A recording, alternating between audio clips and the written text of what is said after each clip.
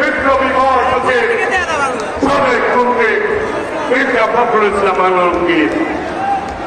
আমরা শ্রদ্ধা বড় স্মরণ করে স্বাধীনতার মহান ঘোষক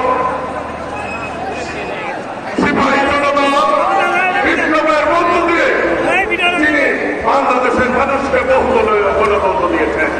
সেই শহীদ রাষ্ট্রপতি জিয়াউর রহমান আমরা শ্রদ্ধা বড় স্মরণ করি গণতান্ত্রিক আন্দোলনের আপসীন নেত্রী দেশনেত্রী বেগম খালেদা জিয়াকে। প্রিয় ভাইরা,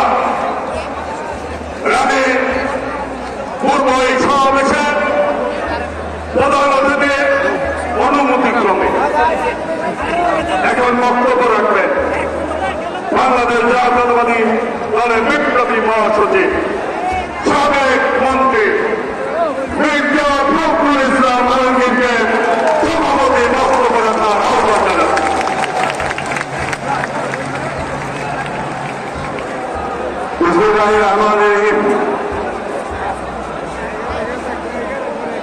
বাংলাদেশ জাতীয়তাবাদী দলের উদ্যোগে আজকে মহান বিপ্লব জাতীয় সংহতি দিবসকে স্মরণ করবার জন্য এই র্যালি পূর্ব সমাবেশে এবং এই জনবাদ